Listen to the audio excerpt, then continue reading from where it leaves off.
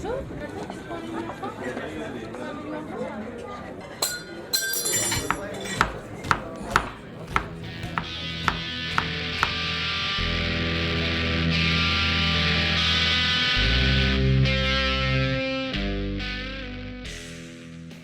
I think I realised that actually you can have these amazing opportunities and experiences. You can travel and, you know, like I say, I don't have loads of degrees and stuff, but I've managed to, you know, work around the world, travel most places, work with incredible people. For me, that's absolutely brilliant.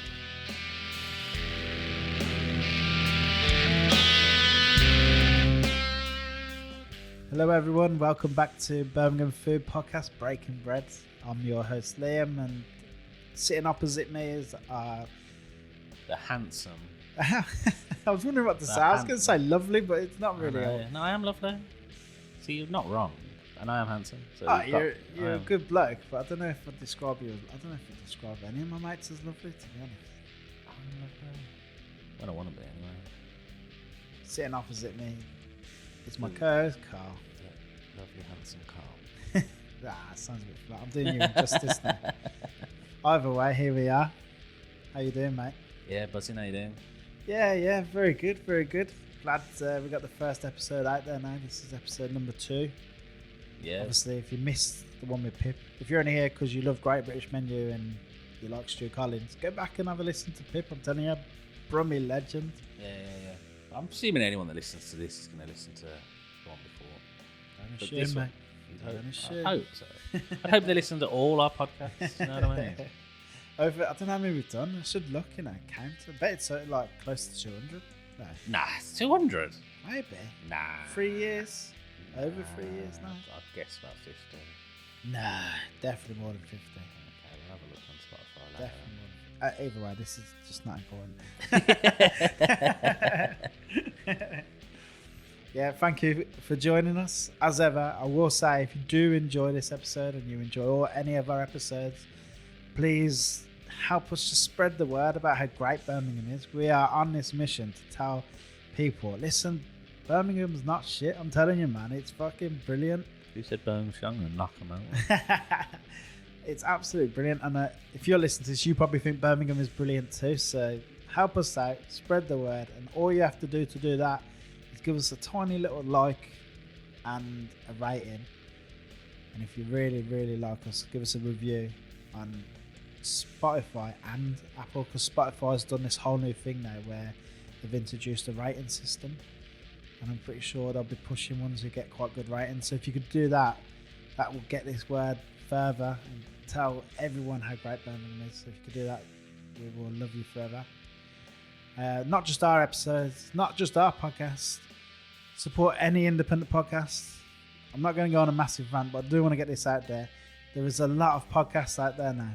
It felt like during lockdown, BBC and loads of other places decided to pile a load of money into podcasts, and now like Apple and everything, it's just flooded with podcasts, and a lot of them, I mean, I'm not slagging them off, this is the positive podcast, but a lot of them are just, let's get like a celebrity and pile a load of money into it.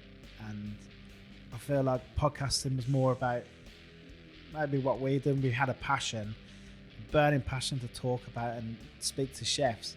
So we went out there and created it on our own, like no money, no nothing, just went out and put hard work into it. And that, a lot of independent podcasts are still out there doing that. So make sure if you do listen to them, just give them a little review or drop them a message on Instagram, tell them you like what they do, because it really does mean loads to us, doesn't it? 83 episodes. 83 episodes. That's a lot of episodes. That's a lot of episodes. Jesus. Did you hear what I said? No, I wasn't listening. Yeah, I did. Of course I did. Yeah, man. Yeah, this is all in our spare time.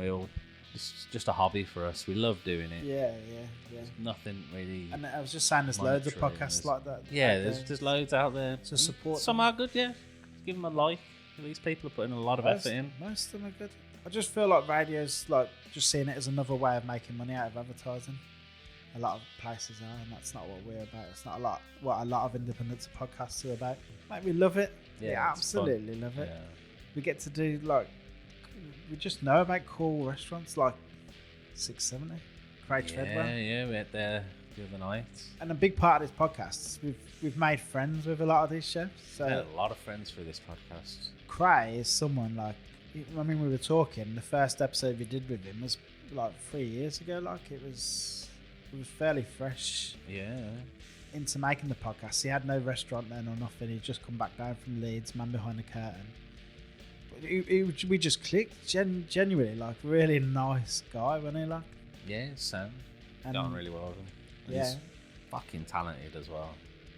Surprisingly talented, mate. Like when you chat to someone and they're so sound and you like just think they're a normal person and then you forget just like, oh, hang on a minute, he's fucking like Michelin Young Chef of the Year. Like Yeah. it's not just us who think he's talented.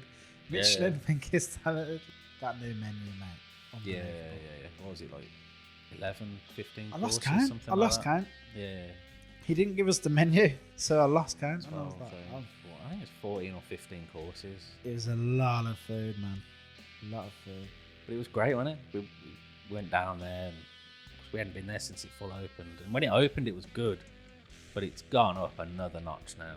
Really has. So it's firing on all cylinders and it's on a par with anywhere else in the city, especially for how exciting it is. When he tells you what's on that plate and on that dish, you sort of do a double take. You're like, you've put them things together. And then you put it in your mouth, you're like, that's why he's put them things together. Jaffa cake with the pork scratchings on top. I know, yeah. Unbelievable. Absolutely unbelievable. Man's doing some crazy stuff there. It's so good. But it's not like challenge. It's not like food where like somebody puts like something in front of you and like it's to challenge your palate and it's to kind of expand your mind. It's not that. It's just things that you really love to eat. It's flavors you know and love, but just in a more refined dish. You know what I mean? Yeah. And just mind blowing. Absolutely mind blowing. Man's smashing it. Yeah, loved it. Loved it, mate. We've done well for food though, haven't we? We were there in the same week. The same week. Same week we did this podcast and we could talk about the food because we ate after recorded the podcast. Yeah. So this might sound weird. We're not, when you hear the podcast, we hadn't eaten there yet, but we're eating there now. Yeah. Because obviously we do this I never after. thought of that. Yeah, but oh mate. So obviously this episode is obviously Stuart Collins from Great British Menu fame, but other than that, just what a nice guy. Docket up in Shropshire. Wow, yeah, really nice fella. Yeah. So interesting his career. He's worked with so. That's Jez again. Yeah. You know Jez, co-host Jez. Yeah. The third member of the team. The third member of the team. He's alright.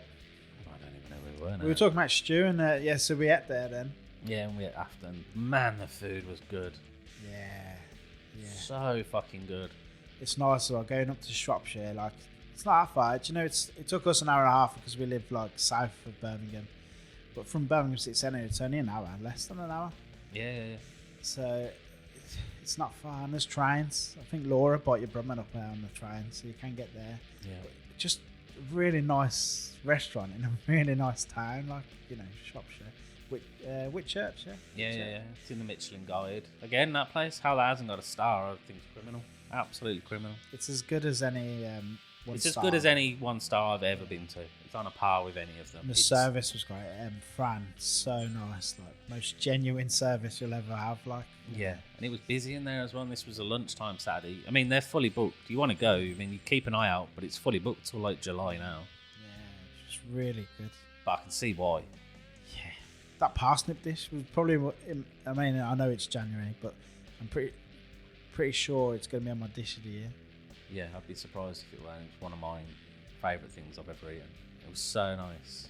Really, really good food. Coming from Like someone that who doesn't yeah. I don't even like came parsnip. down. I started eating it, and you were busy taking photos. You're like, I don't really like parsnip, and I was like, mate, you're gonna love this. This is all. I refuse to believe no one would love this. It was just very smart. It wasn't too parsnippy. It's normally the texture of parsnip as well. It kills me. Like, I'm used to like years ago getting like stewed parsnip to death. You know what I mean? Yeah. And this was and the pickled ginger that was in there, everything that was in there, every element of it was just delicious. It reminded me of the Ophine potato dish, which you haven't had, but I feel like this was a good opportunity. It reminded me a bit of the to wind egg you up. at Scotia. Yeah, the egg at Scotia as well, yeah. Sort of had that sort of vibe to it. And that sort of level, it's like that good. Yeah, definitely. One of the standout dishes that I'll remember for a long time, in fairness. Yeah. But But every dish. course, there wasn't, normally on a tasting menu, there's like a course that comes along and you're like, well, it was nice, but, but everything. Yeah. Like normally even the cheeses, like you pay extra for the cheeses a lot of these places, and often I'm like, oh, I could have done without that. I didn't need to get the cheese. Because if it's there to get, I'm fucking getting it. Yeah, it's like we were saying with Creative, like it's like you might never go back there, or you won't be there certainly for a long time. So you might as well take the opportunity and get everything. Yeah, get it. It's on there. But it was great. Even the cheese course was fantastic. Yeah, I did love that cheese. We were kind of fighting over the blue at the end. Yeah. And the wine pairing, obviously I had that with it, and that was fantastic as well. Yeah. Really good. And you know what? The price point, because of where it is, they haven't got the Birmingham prices. Yeah, they haven't got the rent. Yeah, so they can afford to. It's a bit cheaper. So you know what? It's worth that train journey. Oh, definitely, yeah. You know what? You could probably get a taxi from Birmingham there and back, and it'd still be cheaper than going to some places. Yeah, I'm with you. I'm not sure I'd recommend that. But Yeah, it'd be a long taxi, but I don't know. Some people. price-wise, it probably would be. But there's nice hotels there and stuff. If you wanted just a nice weekend, the place where it is beautiful. Oh mate, you have to sell me on Shropshire. I love it up there. Like stunning. You could easily have a nice Absolutely hotel, and there's some nice bars around there as well. Book yourself a good night out. Treat yourself. Treat yourself. It was a lovely road trip, and then obviously recording the podcast first with Stuart. It's a great podcast. Yeah. He's done, like, again, I know I say this all the time. Because they all are. Like, we in the position we can cherry pick and we get the people we like on. And we talk to these people, and what a career. You're about to hear about his career and who he's worked with and how his training went. And So who's who, isn't it? Like it's ridiculous. Top name chefs, like unbelievable. Positive as well, like we really. This whole episode is so positive. It's talking about how great the industry is, the opportunities that arise from working in hospitality, being able to travel, the way he treats his staff, I'll call them staff, the way he treats his team, Yeah. the way he's there to just bring people up, but very smart as well, good way of working, obviously 4 day a week, same as everyone else, but He's got it nailed, hasn't he? he does Really a lot has. of talking down at UCB. He really cares about just getting young people. Yeah, the next generation through. That comes up quite a lot, doesn't it? Yeah, it's a big problem, and I feel like the easy option is always to say, how do you fix it? But like, it's not a realistic question. Nobody knows the answer to that. No. And the problem is that everyone's so individual as well. So for one person, it could be, just pay me decent money. And then for another person, it could be, well, I don't like being shouted at. Yeah. Or another person is, I need motivating all the time. So if you can motivate, it's mad, isn't it? Like just know people are the same, and he cares about the industry. Yeah, he really does. And obviously, massive thank you for Stuart for coming on and for having us up at the lovely Docket. It's experiences like that just make all the hard work into the podcast really worth it. Yeah, it does. Some people really admire celebrities. Some people kind of be obsessed with all kinds of things. We admire chefs a lot. Yeah. and visiting their really nice restaurants and kind of going behind the curtain. We kind of feel like we're a little bit part of the hospitality industry without all the hard graft and Feels like- hours. We speak to that many people, it feels like we're involved a little bit somehow, doesn't it? Yeah, but especially when you get invited up to the restaurant before opening, for instance, and we get to have a chat and a sit Well, down. we're free PR as well, so we are sort of involved.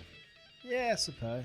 I don't care. Either way, we love it. Yeah. Loved having Stuart on. And I should probably say, if you're here because of Great British Menu, we've had quite a few Great British Menu people on. Yeah, I think, what did I say? That was the 5th or the 6th I'm not person sure, from but Great obviously- British Menu we've had on. It's mental. Cray, we had Cray on, Great British Menu. Cray, Alex. Andrew Sheridan, Andrew Sheridan. Yeah. Akhtar. Akhtar as well, yeah. So, yeah, if you're here because of that, welcome. And maybe go back and have a listen to them episodes. I'll Yeah, probably if you're interested in that side of it, we've had plenty of the people on. I'll throw the links down in the show notes. Ladies and gentlemen, Stuart Collins.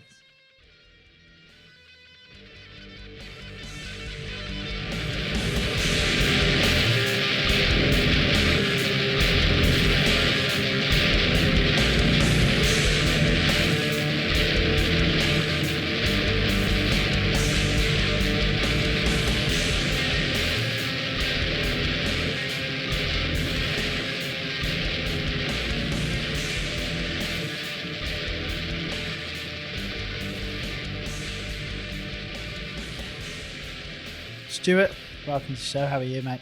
Morning, how are you?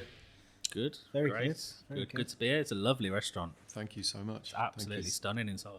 Lovely town as well. Like the whole coming up through Shropshire, nice. Yeah, great location, and the town itself. You know, it's for us. It was one of the big things that Shropshire does really well. The sort of independently owned businesses. You know, busy high streets.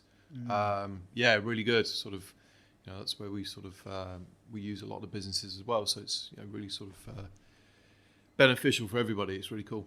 I wonder if it's because, you know, I don't want to just slag off chains, but Birmingham's so chain heavy.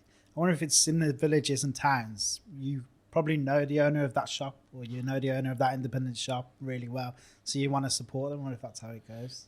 100%, it is. It's you know, and obviously locality-wise, we're sort of dependent on the high street. We don't have, you know, Birmingham. You've got a massive shopping centre, or you've got sort of districts that you can go to.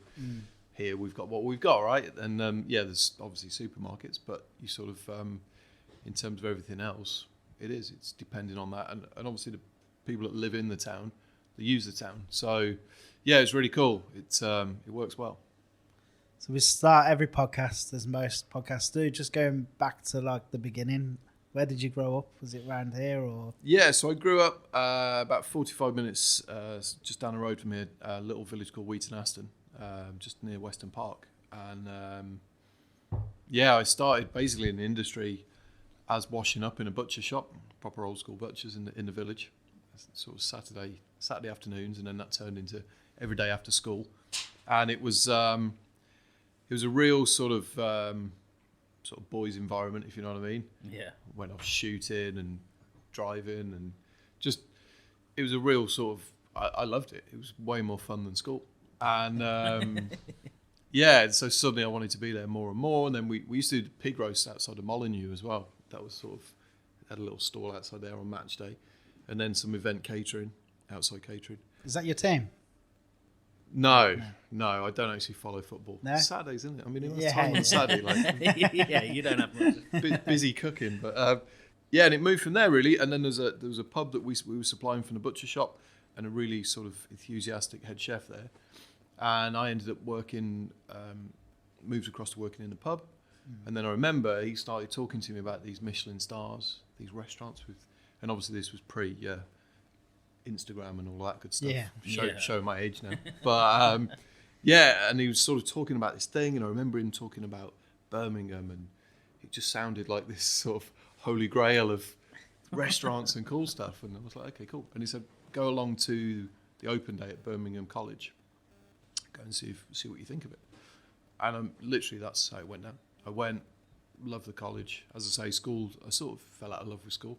Went to the college, and for me, it just seemed brilliant. You've got the sort of, obviously the academic side, Yeah. but you've definitely got the practical side. But it sort of clicked straight away, like, I'm enjoying this. And then signed up, got involved, did quite well, got into the culinary team, and as with sort of a lot of the great chefs in the region that have been to the college, you sort of get the better work placements and stuff. So I went down to London, down to Gary Rhodes, and then I went down to Michael Caines at Gidley Park for sort of my 2 work experiences. That's some work experience. Incredible, right? I mean, sort of polar opposites in kitchens. Gary Rhodes' kitchen was super busy. I forget now, but it was 100 plus covers for lunch, same for dinner. Big kitchen, big brigade, very fast paced and brilliant.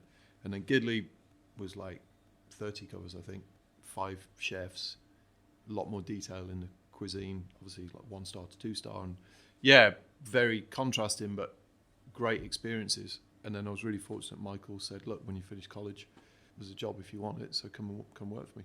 So you made an impression then. I must be good at picking lettuce or something. So yeah, and then that was it. And you know, sort of, I went down to Gidley, did about 4.5 years down there, which is brilliant. Just such an education. Very, I don't know if he still does it, but he used to have this sort of ethos in the kitchen where you had to do a full year on each section. It didn't matter really your age, not necessarily your experience, but you had to do the full year. So you start on the garnish, and then you move across to like the commis section on the larder, then the hot starters, and then onto the meat and fish. And someone would move in and out of pastry sort of periodically. And Which section did you enjoy most? Definitely the hot starters, because there's a bit of everything. You get sort of the the sort of intricate garnishes as well. But then you also get to there was quail and foie gras and fish prep, and so you get a bit of the best of both. Meat and fish is brilliant, and really mastering the sauces, and even garnish was good fun. I mean, it really was. It was massive, like section, one person, and Michael's dishes are very detailed and lots of components, and you know each dish has got 7 different vegetables and stuff. So it's a busy section, but yeah, you really do master it, and that was the one thing I took from it. Because there's no sort of I've been here 3 months, chef, I should be promoted. You go through the whole year, you learn every recipe, you learn how the ingredient is. You start to understand about how an ingredient can maybe change through a season and stuff, and how you adapt it, and solid foundation. And there was no fast track, so you take so much on board. It's brilliant. Was that true of pastry chefs as well? So do pastry chefs have to go and do all the garnish and everything as well? Yeah. So there was a few chefs that we had that sort of were purely pastry through the time I was there, and then there was 1 or 2 of the lads that sort of moved across into pastry and managed to get a year or so in there. But yeah, I mean, it was a small team. It was very, very family orientated. We all sort of lived on site as well. And I think in the time I was there, you know, the team didn't change. Maybe 1 or 2 sort of came and went, but otherwise it was a solid sort of team. And it became very... I mean, one of the lads when I moved over to New York, he was there as well. We ended up living together for like 3 or 4 years. You know, so we were at college together. So we were at college, then we were at Gidley, and then we lived together in New York. And it was just, you know, knew him for sort of 10 years. Was it fun living all together? Yeah, I mean, it's proper sort of like, I can't tell you what went on, obviously, but yeah, it really was. And for me, it was a brilliant foundation, sort of being, you know, whatever I was, 18 and sort of those next few years. Yeah, it was a lovely way of sort of moving out of home, but not sort of necessarily living totally free. But was Michael like like the dad of everyone? Like yeah, it's a really cool sort of almost like it just sort of, yeah, because there's a lovely team of people that were there, and everyone knew each other, the housekeeper and sort of the GM, and everybody just knew each other. It was a lovely sort of environment, and then a real caring environment in terms of looking after the guests as well. So it all just, yeah, it was brilliant time. And then after that, an opportunity came up to go and work for Gordon Ramsay in London. I've heard of him. Yeah. Who? He's got this little restaurant. And yes, on to Hospital Road, which was brilliant. So moved up to London. What sort of level chef did you move in at?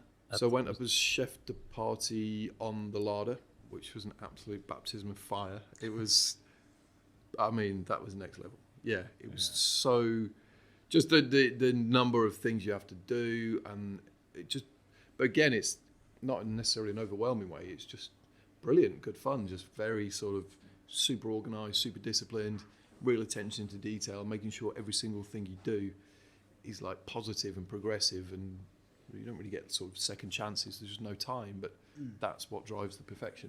And it was brilliant. So I did a few months on the larder, then moved across to the fish. Again, big section, sort of doing all the pasta as well, sort of famous raviolis and all the fish prep, and then during service, sort of all the scallops, and yeah, I mean, brilliant, all the sauces and stuff, and brilliant. Again, fantastic experience. Another level, obviously, in sort of accolades, but different environment, and yeah, brilliant time. I was going to say, because obviously 1 star is an amazing accolade to get, but then you working in a 3-star, what's the difference between a 1-star and a 3-star kitchen? Is it that much of a jump up in? I think it's definitely the sort of endless pursuit of perfection. Everything you do has got to be perfect. You know, anything you prep, you've got to make sure it is 1,000%, because when you get into service, you know, that's what you're going for. And that's not to say anyone that's in a 1-star or 2-star. It's still, I don't know, I don't think there's many chefs that can give you the magical answer as to what Michelin entirely are looking for. Everyone is driving for perfection and whatever. But yeah, I mean, with Hospital Road, it was very precision, sort of massive drive just to make everything the absolute best it could be. But yeah, brilliant. I think it just sort of then gets in your mindset. And from there, I got an opportunity when Gordon opened in New York. So I transferred across to New York to go as part of the opening team. Opened over there was restaurant Gordon Ramsay and Maze, massive big kitchen, so 2 sort of cooking suites, one either end, and a big pastry section in the middle, big kitchens underneath, and then kitchens upstairs as well, and then a satellite kitchen in the hotel. So it's big operation, yeah. So a couple of years in sort of the restaurant Gordon Ramsey kitchen. So yeah, we opened, which was fantastic, a real sort of melting pot of chefs and big brigade. Everyone had worked in Michelin Star restaurants. I forget now, but I think there was like 20, some front of house, some kitchen that had come out from London, and the rest of the team were sort of all from America previously. And yeah, real sort of culture shock, sort of getting your head around it. Yeah. Were you there long? 4 years. Wow. Yeah, which is brilliant. So a couple of years in Gordon Ramsay's restaurant, Gordon Ramsay kitchen, and then moved across to run Maze. Again, sort of the first role running a brigade. There was an exec chef above me, which Josh, fantastic guy. Just a good time. You know, different style of cuisine, different style of, I don't know, it was interesting just to see the adaptation of what we'd done in London, or what Maze had been doing, to then mix it up to suit the sort of American dining scene. I was going to say, is that much different to ours? So, as an example, with Maze, it used to be sort of 5 sort of smaller plates, and after a very short period, realised it just wasn't enough sort of volume of food, and simultaneously, Gordon had launched Maze Grill in London. So then we ended up ultimately putting like a grill main course. So you get 3 small plates, then a grill main course, then a dessert. So it just sort of bulked it out a little bit. The dining scene there, you know, it was very quick. People come in, they have dinner, and especially in a slightly more casual environment, it is very sort of, they're there to eat and they're on their way. New York's just fast. Everything about New York's isn't it? fast. Yeah. 24 hours a day, fast. So yeah, we just need to sort of strengthen the menu a little bit. But again, it was brilliant. It was a simple and a really nice way of enhancing the menu, and then bringing almost the two concepts from London, sort of bringing them together. It was brilliant. How did you find living in New York? Yeah, good times. Good times. What would I have been? 23 through till 27. Living a dream. Oh, great age to be there. No, yeah. It's if anything, I just wish you'd sort of taken stock of everything a bit more. Having so much fun, working hard, playing hard, and just, we were fortunate to go back a few years ago and sort of catch up, and it was nice to do it at a slightly slower pace, and just, but really good time, and just made some great friends, and still now, you know, keep in touch with so many people from there. It was such a welcoming place, really is. They get a bad rep, New Yorkers, but like I've been 2 times, and every time they're so friendly. Like if you're stopped in the middle of Fifth Avenue with a map going, am I going up? Am I going down? And they'll always stop and say like, where are you heading? Like, I think there's I guess it's very much a lot of people move there. There's very few true sort of New Yorkers. So everyone's in the same boat, right? Yeah. Everyone's sort of, it's not their town. And so everyone's in a similar situation. But I absolutely loved it there. Great times. Really good. Did you find any great places to eat, or did you like the food there? So many places. I mean, it is. And it's a 24-hour sort of, there was a great Japanese place just down the road from work, and often we go down there, or there was a tasting menu restaurant purely for sort of industry. I think it opened at 3 a.m. or something. Wow. So, you know, you sort of finish up, go and have a couple of beers, and then you could go and have a tasting menu, That's which an is brilliant. interesting one. That's a great concept. Great concept. Yeah. So, I feel like London could do that. yeah, it's brilliant. And then you've got everything in between, haven't you? And again, because of the city, the ingredients that they get, everything's available sort of, relatively sort of almost next day. And the diversity of restaurants is incredible. So much good. And every single day there was something new opening. So, you know, whether it was, you know, sort of fast food or through to fine dining. You Brilliant. just couldn't keep up over there. Did you go Shake Shack in the park? Yeah. That was brilliant, that was. That opened, I think it was roughly when we were there. Yeah. So it was the big boom, the original. First, yeah. Yeah. Did you go Union? Yep. Yeah. Yeah. That's some, that's mammoth now, isn't it? It's huge. Yeah. Huge. Yeah. But so many good places. New York, Why did you leave? Why would you want to leave? That's a good question. So it came full circle. So Michael Caines was then involved with the Abode Hotel Group, and they were opening the property in Chester. And back when I was still at Gidley, I remember he had these big plans on his desk, and one thing and another, and it was all sort of the initial stages. And then it finally was complete in the build. I was still in contact with Michael, and he said, look, there's a exec chef position available. Do you want to come and take it? So we had a chat, we looked at it and everything, and moved back to the UK to take that on as exec chef.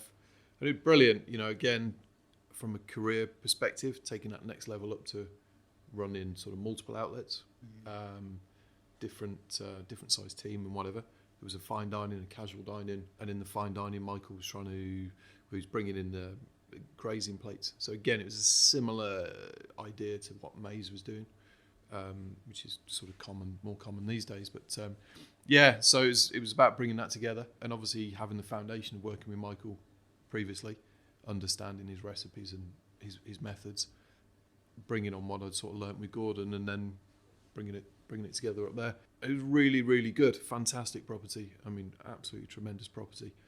Great team. Again, sort of a lot of the people that I worked with there, I still speak to now, and gone on to do amazing things. Yeah, and then a couple of years, and then another opportunity came up to move across to the Middle East. And I'd never been there, sort of flown through it a few times, but didn't really know anything about it. Got an opportunity to go to Qatar, flew out there, had a look at this proposal, took a decision. That's where I wanted to be. Yeah. So, moved across to Doha to work for Qatar Foundation. We set about opening two independent restaurants, one steakhouse, one French brasserie. And we also, the company partnered up with Guy Savoy, Chef Guy Savoy from Paris, and we opened a restaurant with him. So again, big operation, big sort of melting pot of people, very, very different to anything I'd done before. So that's a very different. New York, Britain, then Qatar. That's a completely different ball game, I'd imagine. Totally, everything about it, and it was very much in its as a country. I think I arrived. It was about a year after they'd announced they were getting a World Cup, so things had just started moving forwards in terms of taking it from a desert to building it into what it is now. And it was a really exciting time.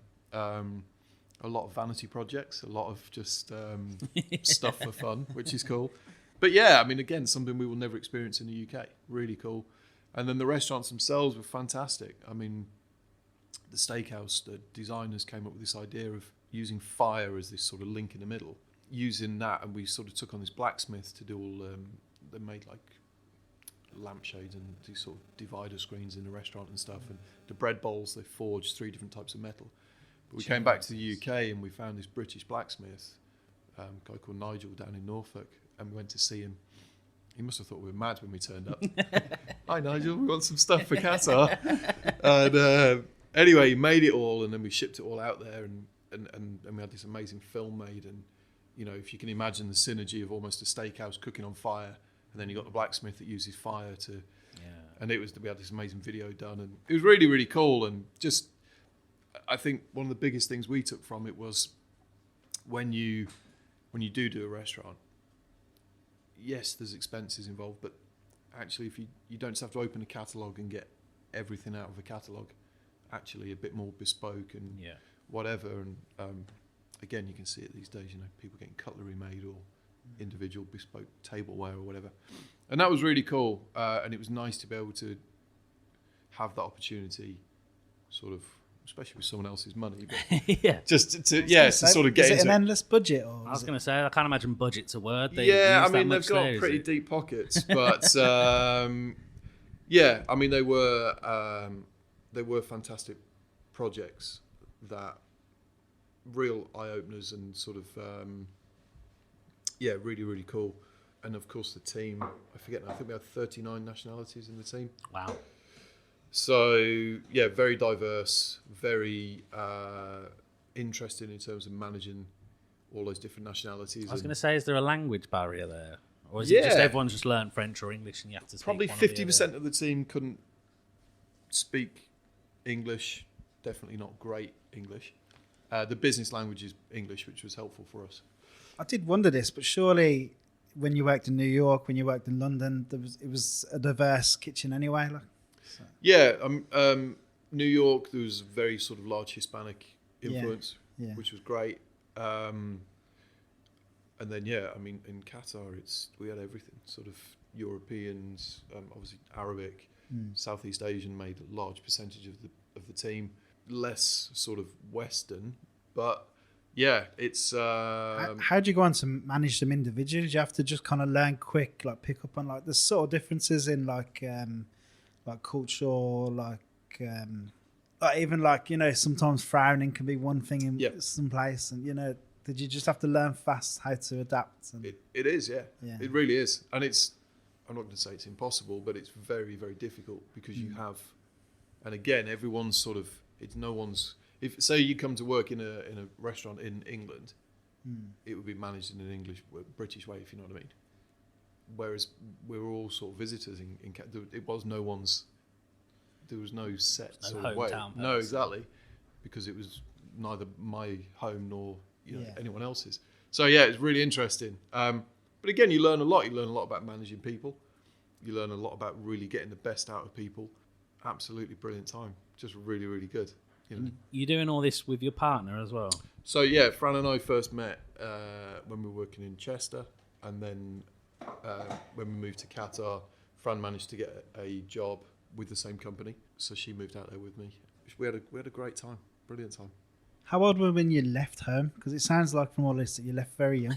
Like 13 out on the streets. I actually left home the day after I finished my GCSEs.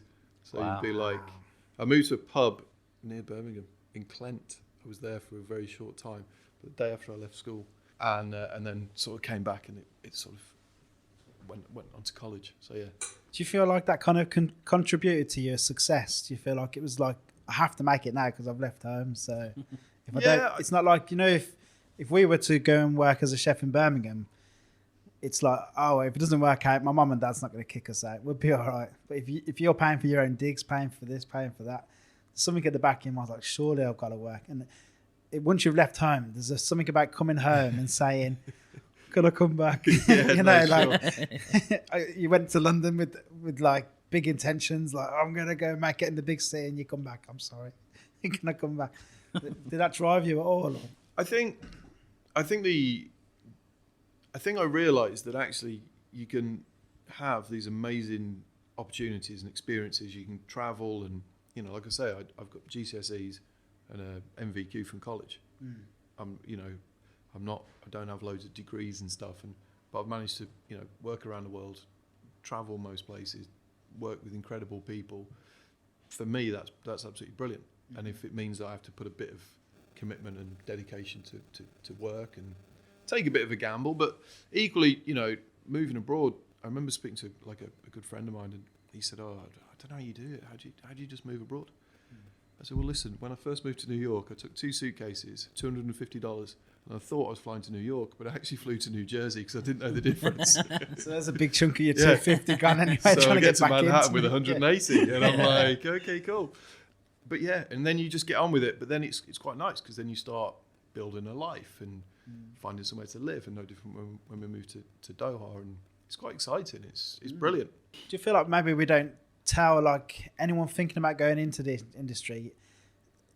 Only recently, there seems to be a massive thing about everyone just focuses on the negatives. You hear about all the struggles, how everyone knows it's hard graft. You work hard. We don't really focus on the great stuff. Like, if we could go to the young chefs at UCB now and say, listen, this profession you are learning will get you around the world. You could go into any kitchen around the world, and there'll be a language barrier, but you'll get over that. Yeah. No, of course, it's a big thing, and I know, like with UCB, I was down there a few months ago to sort of try and inspire a couple of people, and it's really important, the industry links that colleges in general have. And again, I mean, I'm so sort of grateful for UCB because they're the guys that put me into Gary Rhodes, into Michael Caines, and if that hadn't happened, I don't know what would have happened. I mean, who knows? But they are fantastic platforms, and it is important that links are there, and there's true stories, I mean, we all did case studies as students, but if you have someone that walks in and says, look, this is actually what happened, and it's really, really easily achievable, you know, sort of. Well, to an extent, easily. It is, but if you find the you still have to work hard, which you but do. Everyone, you're doing everything. That's your personal application. But the benefit of that is you get to travel, you go and do this, you get to work with amazing people, you get to learn all of these new skills that being in a British kitchen maybe you wouldn't. I'm not saying wholly and entirely, but it also depends what you want. Not everyone wants to travel necessarily, not everyone wants to move abroad or whatever. But for those that do, it's there, and the common denominator is just cooking, which is brilliant. So if you're pretty good at cooking, then you could be anywhere.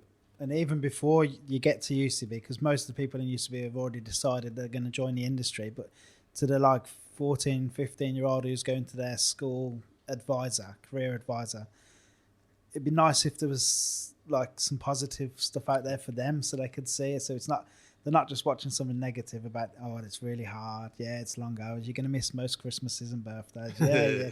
Everyone knows that. But if there was you're going to be part of a team, you're going to have a career, which if you choose to be in it, you'll be in it for life. Yep. When you do get to the top, the financial benefits can be there. You could be your own boss one day. And I don't feel like that. So what would you say to someone who is 14, just going to meet the career advisor? I think one of the hardest things, or one of the most frustrating things with career advisors, I never went to a career advisor and no one ever sat me down and said, you can be an astronaut. Yeah. They said, you can work in the local whatever.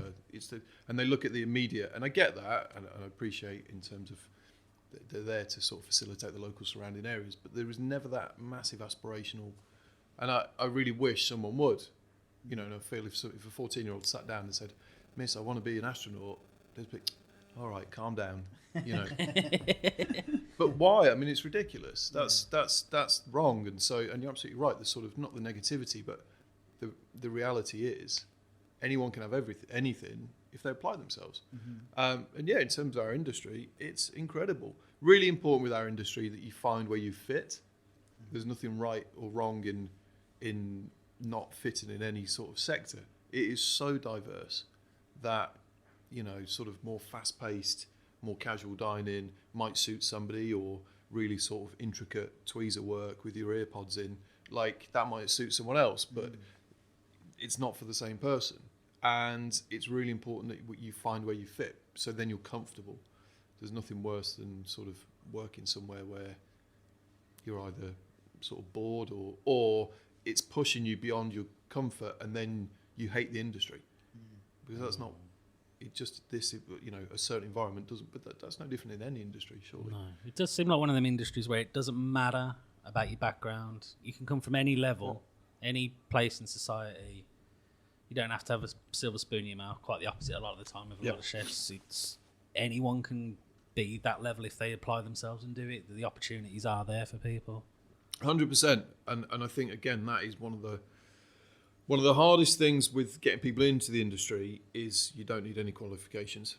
So therefore, it is that sort of default. Oh, you didn't do very good in your exams. Oh, there's a pub down the road looking for somebody. And again, you don't necessarily need to be an A-star student to come into it, but it deserves a bit more appreciation, And I think the kitchen is getting there, but front of house, they've still, in the UK, it's if you're a student, you get a bar job, or you go across to France and that, you've got to be qualified. You've got to. It's a career. It's a commitment. You've got to buy into it. You don't just become a restaurant manager or whatever. And I think, kitchens through the last sort of 10 years, they're becoming a bit more respected in terms of it actually being a skilled job. And I just hope it's quite quick that it follows through for the front of house, because, we can all have the most amazing food. If you have bad service, you will not go back to that restaurant. Yeah. If you have great service and average food, you will return. So, can so many chefs get it wrong because they just trying to bang out this amazing food, and then service is compromised or not on the same level, and as a diner you'd left just thinking what is going on here? But that's also to do with the skill level that's coming in, or the aspiration. So you mentioned a few big name chefs that you worked for before. Do you have one of them that's you could call a mentor, or one that inspired you? As I say, for different reasons. I think, with Michael, I look back at it and that discipline, that sort of really, I said before, that mastering of understanding, even things like, if you take blanching tomatoes, and that through the season, how a tomato changes and how you need to blanch it for longer or less or whatever. And now, sort of 20 years on, when you pick up a tomato, I know roughly, more clued up to it. It's food, and food is natural. And so it's not sort of, you've got to look and feel and understand what you're doing. And so working with Michael, you really understood that. And now, as I say, when I pick something up, when I look at something, it's already in the mind, his processing of what's happening.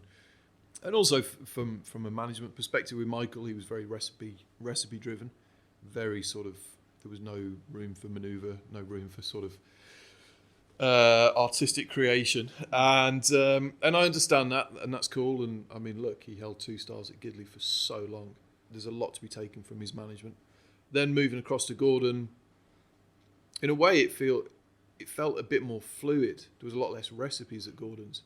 It was a lot more, you learn how to cook. It's a lot less robotic, sort of not painting by numbers quite as much.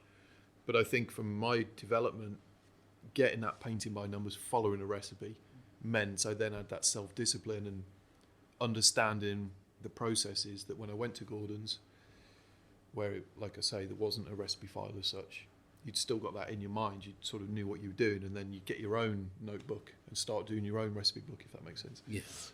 And again, it was just a lot more. You learn to you learn to cook. I think. No, I don't know. How do you say it? I hate the whole thing. Like, you go from being a cook to a chef. It's not that. But it's sort of, you just learn to look at the food and what you're dealing with, and then sort of make it happen to the best it can be.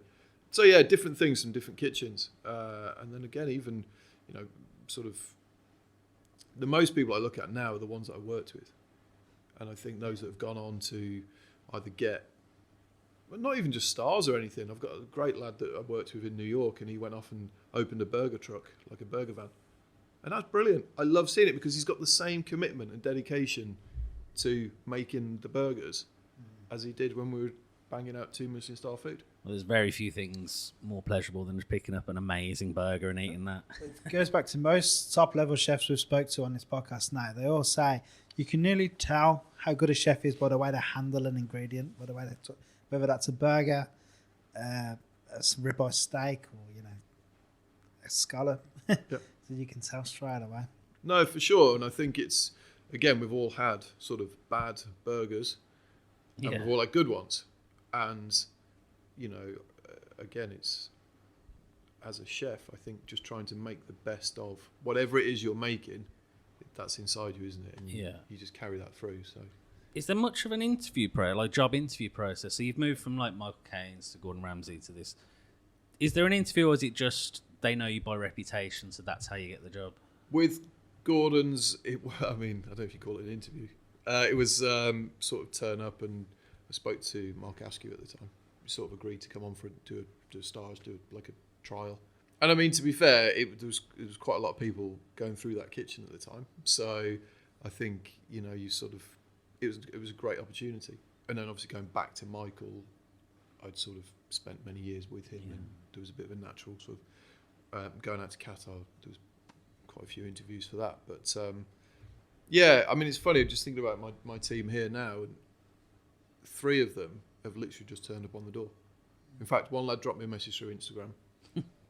Lad that's in the kitchen right now, he turned up on the door one day, and I think that's got a lot to do with it. And I think if you go into most kitchens and you ask the same question, the opportunities are there. Sometimes maybe getting in front of the chef might be difficult in bigger organisations. It's not always that easy, but for me it shows a big thing as well. It's that genuine, not just sending like whatever quick sort of message or lazy sort of message via social media.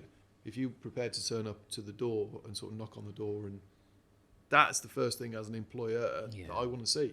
Someone that turns up looking smart. But it's showing some initiative as well, and it's taking the effort and the time to go there. And prepared to take the rejection as well. That's quite important. Indeed. We had a lad interview the other day, just taking a new chef to party, and we were sat in here and we were having a chat with him, And I said, I think the next stage would be, let's get you in for a trial. And he said, could I do it this week because I'm on a week's holiday? I was like, yeah. He said, actually, I've got my knives in the car. Any chance I can start now? And I just thought, you know what? I like this. He's got and it wasn't in an arrogant sort of, he just, he was ready. And then that's what you want, because that is everything. That sort of starts to set his mindset, and more often than not, that feeds through to the way they work. Is there anything particular you look for when you're hiring? All it for me is enthusiasm. Common sense is a big one. Like it really is. Cooking is not easy, and it doesn't come natural to everybody, but cooking can be taught. Common sense, you've either got it or you haven't. And that is why most people, because that organisation during service, even through prep, organising your prep list, thinking about your work day, that ultimately comes down to common sense. It's not whether you're working in a kitchen or you're stacking shelves. There's a systematic way of doing it, and ultimately the success of the kitchen is down to organisation. Yeah. So if you got your lists wrote down, and something takes 2 hours, and then everything else takes 10 minutes, you obviously get the 2 hours on and start. Well, you'd like to think so after all the job. But yeah, exactly. So all we try to look for is that, and then really important is sort of trying to maintain a team dynamic of, we've got a very good team just now, and it's important we get the right individuals that come into it to maintain that dynamic. Primarily, if they come in and, like I say, they've got something about them, they're sort of happy in a sort of social environment, and bit of common sense, and then integrates really well into the team, and brilliant. So unfortunately, we're not in Doha at the moment. So how do we get from Doha to here? Oh yeah, that little. So we sort of we were there for about 5 years, and my father became ill, so we had to return back to the UK. We needed to. So mum and dad were still down in Staffordshire, and we were looking for a restaurant. We decided that was it. We'd done enough of working with everybody else, and Fran and I were like, right, let's see if we can do it ourselves. Let's find a location. And so we started looking around. Fran's family are from North Wales, so we were looking in Shropshire, being halfway in between, but we were also thinking, okay, what about a city, or certainly a larger town, because footfall and one thing and another. So whilst looking in Shropshire, we were also looking in Birmingham. Purely coincidentally, there's a property that came up in the Jewellery Quarter on Franklin Street, and I remember, and I saw it, and I sent a picture of it to my dad, because he used to work in Birmingham, and I sent a picture of it to him, and I said, do you know this place at all? And he said, you know what, you never guess what, it's right opposite my first factory. Right. So it's like literally right opposite the street. Anyway, so we went to have a look at it, and unfortunately we couldn't quite make it happen. We just couldn't quite bring everything together in time to make it happen. But it's a great location. It's gone on to be something else that's fantastic. We looked and looked and looked, and we couldn't really find anything else. We were literally sat in a pub one night, and on one phone we'd got properties and restaurants and stuff for sale, and the other one was like jobs, because we got to that point of, right, we need to start getting some money in. And then this came up, and we said, let's go have a look at it. And to be fair, we walked in, and it looked like a florist. It wasn't operating a restaurant, but it wasn't really our style. But you can see beyond that. I think it's always really important. And then, massive positives of being able to tap into sort of local supply chain, and direct is really important to us. One of the big things that we sort of learned in Doha was amazing budgets. And I flew to Paris one week with Guy Savoy, and I met him at Runge's Market, and we went to his veg supplier, and we got 2 cases of everything. One case went to his 3-star in Paris, one case came on the plane with us back to Doha, and we had dinner in his restaurant one night, and then we went back to Doha the next day, and he made the dinner, and it wasn't as good. And long story short, whatever happens, I'm not clever enough, as we've established, but is something happens to your produce when it travels. And we all know that everyone drums it into you, use local, use fresh, But actually, I just thought, if Chef Guy Savoy in this immense kitchen, like we'd literally been and got the produce, I saw the 2 cases, there was no magic that happened it. If he can't make it happen, then little old me has got no chance. Yeah. So then jumping forwards to being in Shropshire, that really drummed it home that we need to use, and we all, as I say, we all know it, but it just really, we need to play to our strengths and use local produce. Was he trying to prove a point, or was he just genuinely just doing an experiment? No, I mean, that was the supply chain, because being in the desert, there was nothing. Everything was imported. Yeah. And, we were fortunate that the company imported from Runge's. There were many other restaurants in the country that sort of, Dubai is a big supply chain, obviously. So it sort of come through Dubai and different brands or whatever. But a lot of the stuff came in direct from Paris, which was amazing. But you're also then at the mercy of what gets sent. Yeah. So it's fine when you're there cherry picking which box of girolles you want. But next week when it turns up and So when you say about the locality of the food, do you mean, because like we always laugh at this because the UK is so small, like everywhere's local. Glasgow's local, really, on the grand scheme of things. What do you mean by is most of it Shropshire or? We try, so we're like right at the north of Shropshire. Sort of Wales is a mile that way, Cheshire's a mile that way. So we do go across a little bit into North Wales, a little bit across into Cheshire, just because of where we are. It makes no sense to purely focus on Shropshire and head 40 miles south when 10 miles north. But you're talking very local then. Yeah. But never at the compromise of quality, and that's not sort of knocking any producers that might be listening that are local. But it's difficult. You're not getting scallops in Shropshire. No, indeed. We still have to, but things like all the rapeseed oil and the guys that we use for that, it's all grown over in Ironbridge. And Rupert literally hand bottles every single one. So as he's filling the bottle, he's looking at the clarity of it. He's looking at, is it consistent, one thing and another. He knows it's a very sort of primitive setup, but actually it's all that you need. And the oil is absolutely superb. Again, all the veggies and stuff. We've got a great veg supplier who goes to all the local farms. So when tomatoes are in season, he goes to the tomato farm and then whatever, and goes to the asparagus, and they'll pick up, they do all the legwork for us basically. And it's all super, super fresh, and they bring it down to us, which is superb. Meat, we just had venison on sort of pre-Christmas, straight off Eaton Estate in Cheshire, and it's brilliant, just as local as we can get, without sort of the compromise on quality.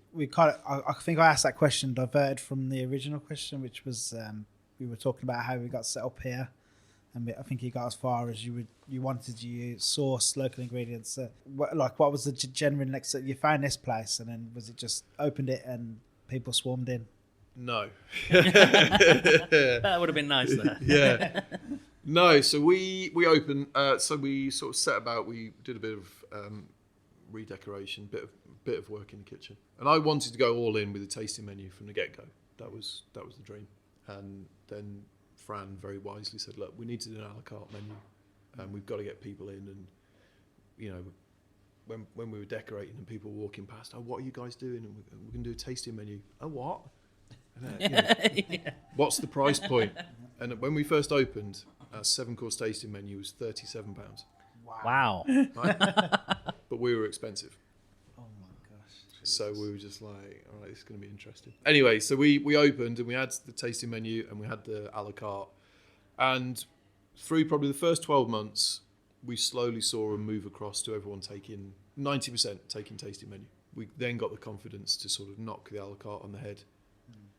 We were also doing like Mother's Day, Father's Day, Christmas Day, everything.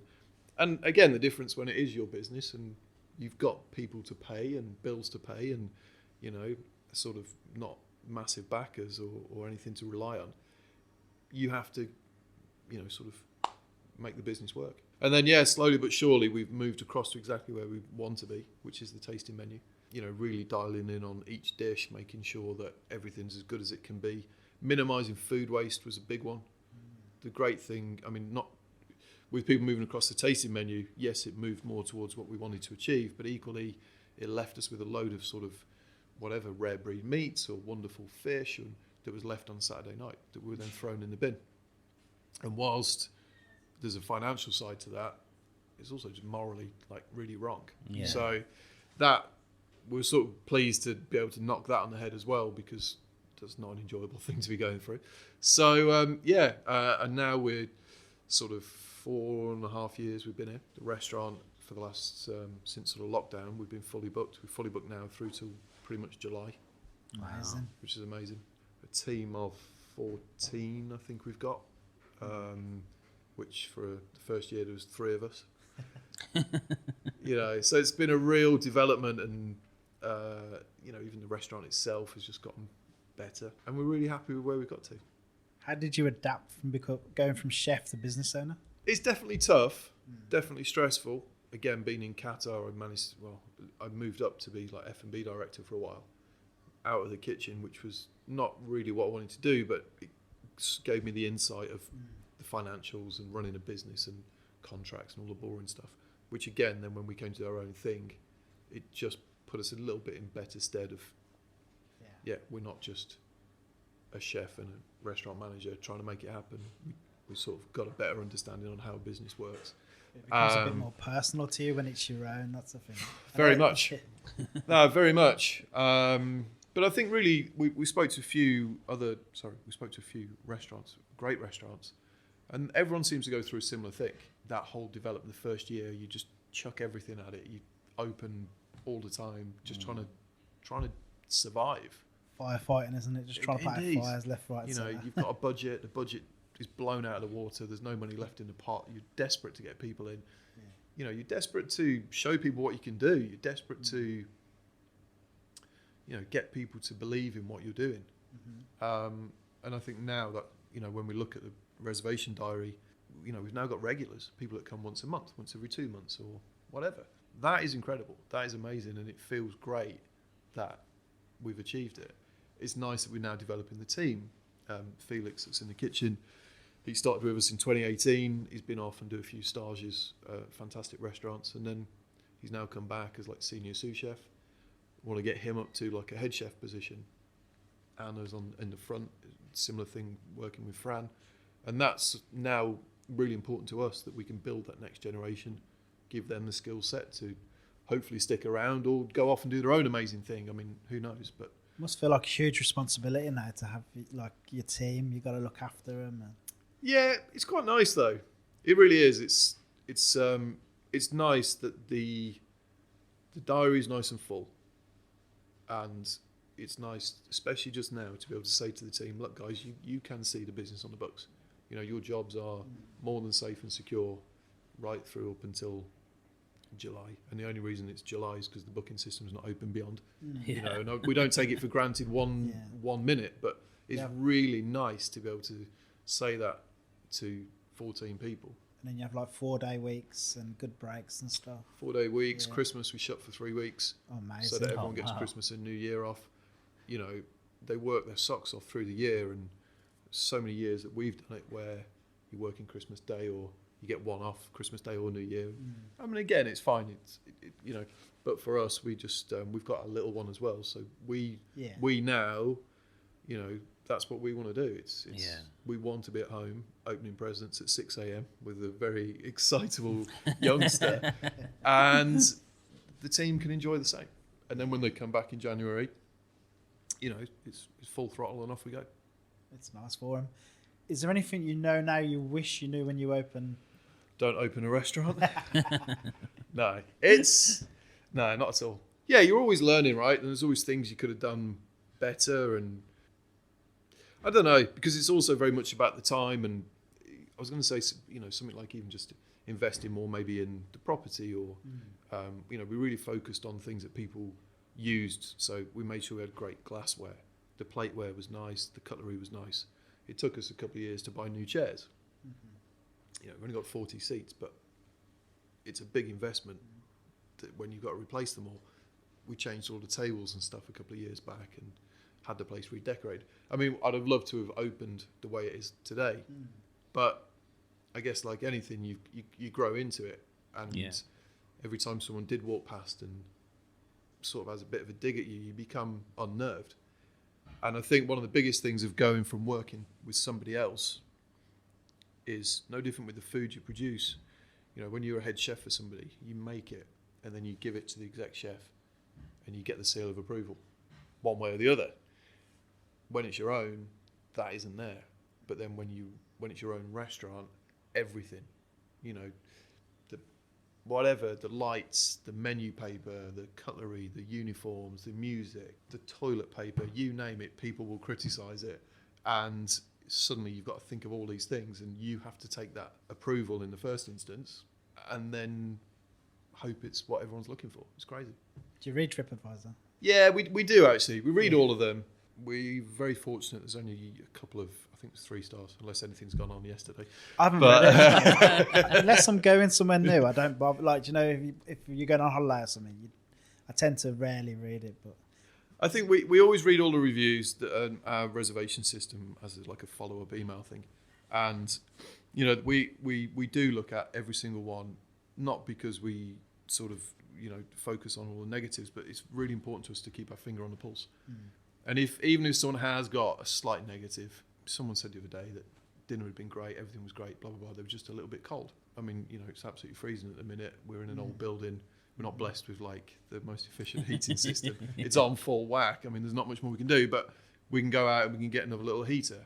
And so rather than getting all upset and sort of negative about whatever someone's saying, we just want to make it as good as it can be. So if there's small gains that small changes we can make, then the best way to find that is through actually looking at a negative, and rather than getting all like, oh, they're talking nonsense. I think that's a great way to use TripAdvisor. I know it's got a bad rep, and most of the time it is a cesspit, but it's the wild, stupid stuff most people ignore. Like, if I read something and you can tell it's petty, you can tell the person's gone in a bad mood, they didn't want to enjoy the meal in the first place. You tend to ignore that, but then you can look at, like as you said, if 2 or 3 people came in and said it was a tiny bit cold, you say, oh, maybe it was cold. You know, yeah, it's a good way of using it. It's smart. Yeah, and I think anyone that reads these review sites these days, also, now they've been around for so long, everybody knows to filter in their own mind, filter out. You know, and it's also, you know, keyboard warriors. Everyone gets a bit excited and adds an extra 10% on actually what happened. Because everyone thinks they're a critic now and think they can write what they Some like. people just go for the wine. Like, as soon as I asked that question, I thought, do you know what? I shouldn't have answered, but I'm really glad I did because you answered it so well. But I thought, because, you know, Paul Foster, obviously, is famous. But I feel like now people go on there and write absurd stuff just so that he'll read it out on his podcast or that he'll react on Twitter. So, for sure. I shouldn't have really said I mean, it's... no, I mean, look, it is what it is. And I think for most, as I say, for most people that do read them, anyone that does use review sites also knows to filter out. You got to look for the common threads, right? Yeah. Whether they're positive or negative. If 20 reviews constantly comment on one thing, then you know it's actually, and it's a thing. If one person says whatever, it's a personal opinion. Yeah. How did the TV work come about? Instagram. Yeah. Seems like a lot happens through Instagram. It does. It's an amazing platform these days. Yeah, I got a message off one of the producers, and they were looking for somebody to take part. Yeah, went from there, had a chat, and she said, just calling you about a show called Great British Menu. Have you heard of it? Heard of it? No, of course I haven't. Well, yeah, of course. Would you like to take part? Oh, I'll have to have a think on that. Sort of, yeah. And that's where it came from, really. Just a chat with her, and then it was during lockdown as well, so it was more video interviews and stuff, and it sort of went from there. But I was sort of recruited into it late as a COVID sub, essentially. Won't be on it this year. Just, you know, sort of put yourself in good stead for next year and be a sub this year and get involved. You got to be match fit, so you've got to get everything ready. But yeah, and then went down that route, submitted the ideas, submitted the menu on, I remember it was 25th of September because it was my birthday. Submitted the menu at 10 a.m. and then at midday they called and said, you're on. Wow. You're nervous?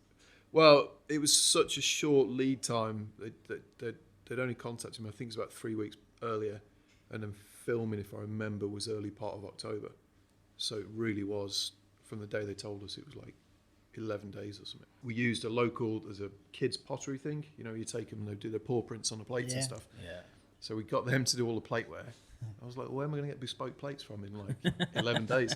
So I went over there and bless them. They hand drew all the little Cluedo tiles. And So they're the ones that did the map when you did the map. so a friend of mine works at printers in Birmingham, actually, and I called him up.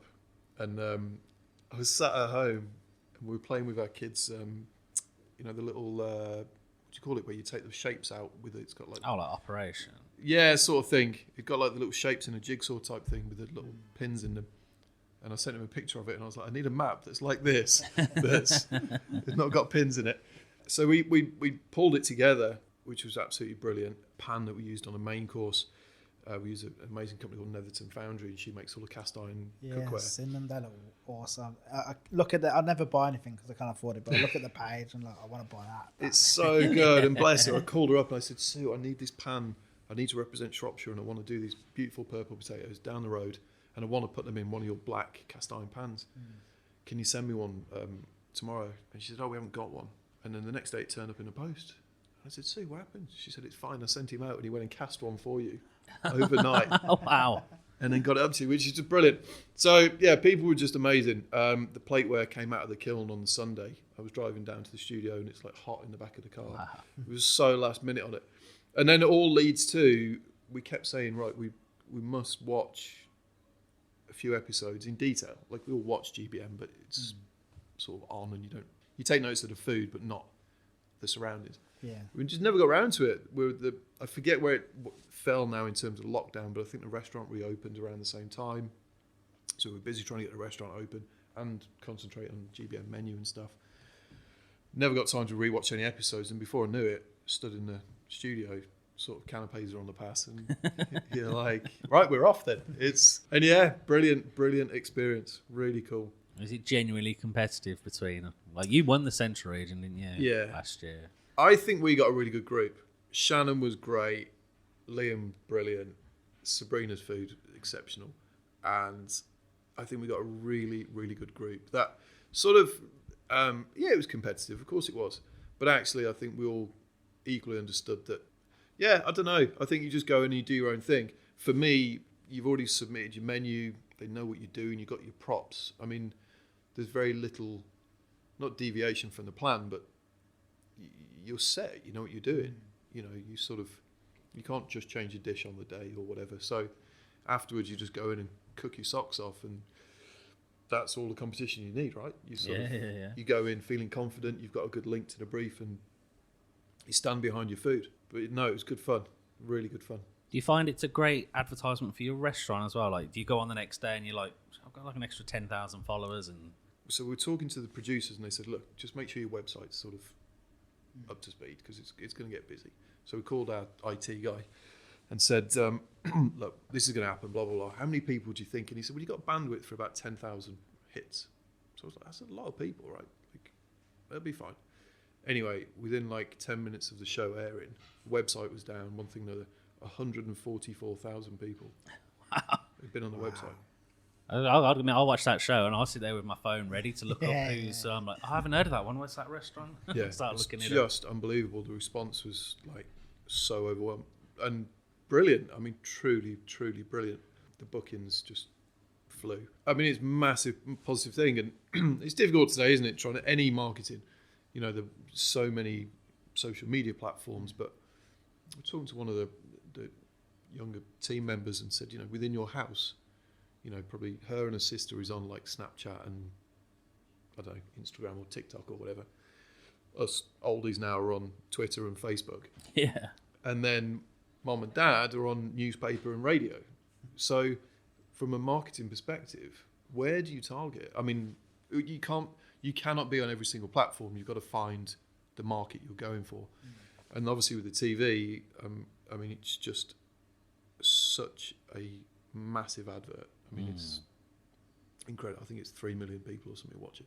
Well, I remember watching, I was like, I looked you up as soon as you were on there. I was like, right, I'm going to this restaurant. I put it on my list of restaurants I want to go to. Yeah. It's just Like, great straight because away. you got to say most of that 3 million are like balls deep foodies, and they like, you know what I mean? Yeah. Fanatics like us. Like. 'Cause it's one of them shows, it really does have some of the best chefs in the country go on. It's still took very seriously. Very much. And it is competitive, and the judging is It's harsh, especially in the finals. It's very, very harsh, but in a good way. And for me, I genuinely think there is an underlying. Everybody wants the best things to go through to the banquet, and I think even the chefs that don't get the stuff to the banquet or don't do particularly well on any given day, most people will hold their hands up and say, you know what, actually on the day, your dish was better, or that deserved to go through, or whatever. I think it's a tough process, but I think it's pretty cool. Good for the town as well. Yeah, amazing. You know, to be able to show some sort of get a spotlight on the town.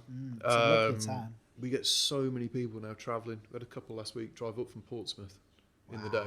Wow. Stay over. So all the accommodation is doing well, which is good. And people need a drink before. And this is it. So bars they're in the pubs, and then the next day they grab lunch before they go. So, no, it is. It's really good for the town. Just all in a hugely positive experience. I mean, we're pretty much Birmingham based, but when this came about, we were like, yeah, of course, it's like hour and a half, but it's not even all motorway. There's some nice roads. If you wanted to take a bit more time, if you're coming for dinner, you could stop off at a few towns along the way. Yep. It's just really handy, especially for Birmingham. Yeah, well, I barely noticed the travel here. It was. You must get quite a few from Birmingham up this way. We do, and it is that exactly what you say. Though it's that really nice escape, sort of from the city into the country. Yeah, and I mean, if you can get the weekend out of it as well, then brilliant. You know, you could almost post work on a Friday. You could get up here, and yeah, it's not that far, and it's a real good escape. We're kind of coming close to the time where we have to make a. I just want to ask one before you go. You said you were nearly in Birmingham once. Is there any plans ever to open a restaurant in Birmingham? Never say never, but you know, it's funny. We've really grown into this space, and we really do love the area. Some days we think, you know, yeah, let's move to a city, and I don't know. We'll have to see. Honestly, it's tempting, but we're really enjoying it. Yeah. And at the minute, touch wood, it's going well. Is there anywhere in Birmingham you quite like food-wise, or bars or restaurants? Would you get to in Birmingham a lot? Yeah, do you even get to try these places? I mean, as we mentioned before, so obviously Andy Sheridan, he's 8, he's very good. Nathan Swift, who was at Opus, I've just seen he's moved. Is it Chapter? Yeah, Chapter. I'm booked in to go next month. So yeah, I'm keen to go and check that out at some point. Actar, obviously, we love going there as well. So yeah, so many good places, isn't there? Just so many good places, and I think it's a great town. City. Fran's shouting Penhouse. Yeah, well, honestly, she's desperate to get into Penhouse, but there's just so many good places, isn't there? And I think that's the great thing about the city. Have you got anything coming up that you want to give a plug to, or? What are we doing? I don't know. We've sort of just forming the calendar for this year. We've got a big event coming up with the artist who's got the art in the restaurant, Sam Pooley-Stride. We've got a big event at a local venue coming up in March, I think it is. And then, yeah, festival season will be on us. So a few food festivals. We're up at Carfest later in the year as well. Yeah, just getting back into the swing of it. First week back, isn't it? Yeah, first week back. First week back and a full house. So we're, catching up. So these are my questions I ask at the end of every podcast. They do change, but the quick fire, although I keep saying the quick fire, they seem to, some people seem to procrastinate on them quite a lot. What's your favourite movie? It'd have to be Gone in 60 Seconds. It's got to be. You know what? I was thinking about that film the other day. I don't know why. I was just thinking about it for ages. I was thinking about Vinnie Jones for some reason. I was thinking, that's a really good film. It is, isn't it? Yeah. What's your favourite band or DJ? Or Calvin Harris. That's a good one. We actually went to see him on the beach as well, which was pretty cool. So. I can imagine that was a lot of fun. Yeah, good fun. Do you have a favourite cookbook? Not a single cookbook, no. Probably favourite sort of... I love Anthony Bourdain's book. I just think it's very sort of kitchen memoirs, and I know it's not a cookbook per se, but it's a good one. What's your favourite alcoholic drink? I used to be big into gin, but I have to say, I think moving more across to wine, I don't think getting old. Yeah. It must be an age thing because I'm definitely more into wine now than I ever have been. It just seems to be getting worse and worse. What's your favourite big fast food chain? Does Five Guys class as Yeah, big? that's my answer. That'll do. Or your answer.